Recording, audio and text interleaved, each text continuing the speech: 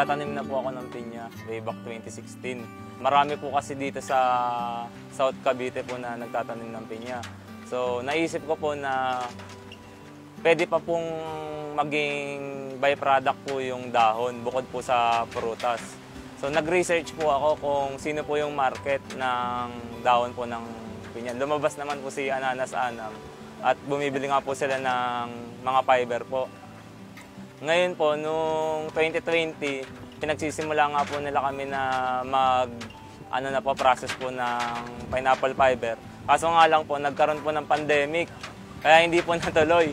Tapos noong 2022, yun na sir, pumunta po kami sa kanila, nagkausap po kami, at nagkatuloy na po. Pero may challenge po yun sir eh.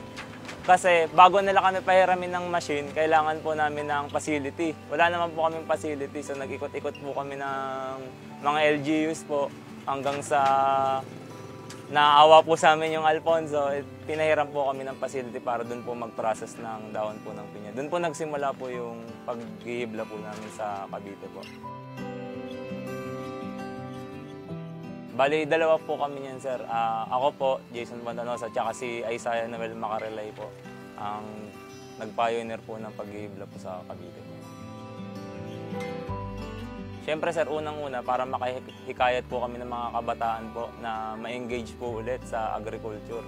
Kasi alam naman po natin na yung pag mga kabataan po ngayon, more on technology or ibang course po yung mga kinukuha.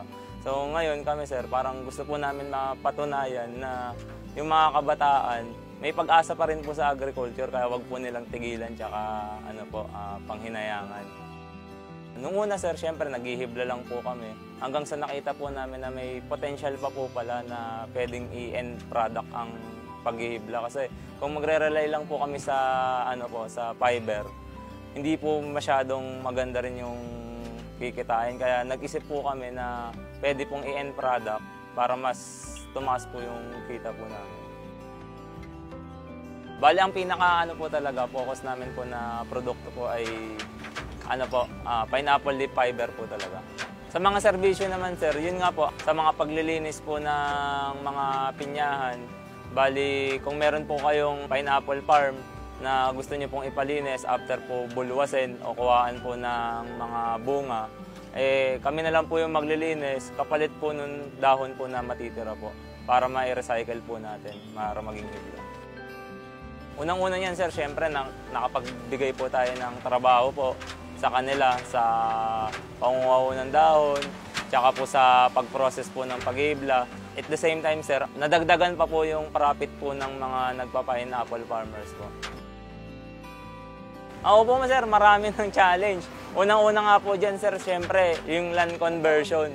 Bali, paunti po yung mga pineapple farm po dito sa Cavite na kapag di po malulunasan, pwede pong syempre ikasara po nung paggawaan po namin.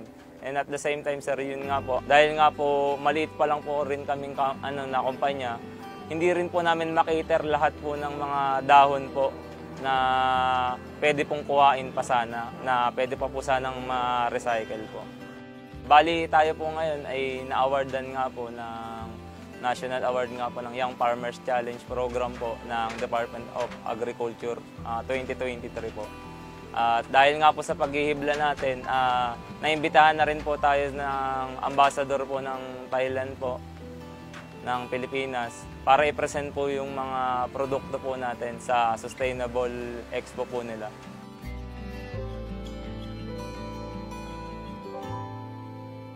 Dahil nga po, gusto nga po namin na mahikayat yung mga kabataan na mag-venture din po sa agribusiness. Pinapakita namin na pumasok kayo sa amin, mga kabataan, para ipakita rin po sa iba pong kabataan na may pag-asa pa rin po talaga sa agriculture. Na natutulungan po sila kasi nga po, kung nakikita po lahat, mga kabataan nga po yung gumagalaw, makakahikayat po ng mga kabataan po talaga ngayon sir sa agriculture.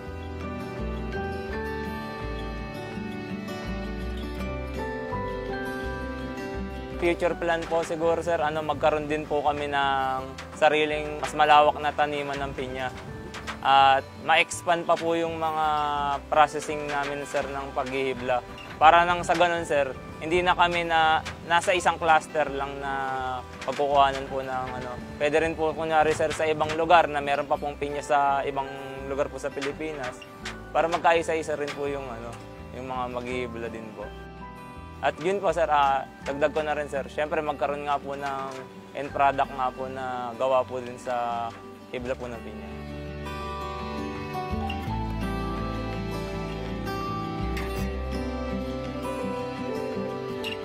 Inaanyayahan po namin kayo na i-like and share po yung page po namin na Pilipinya Agarcolo Leaf Fiber po sa Facebook.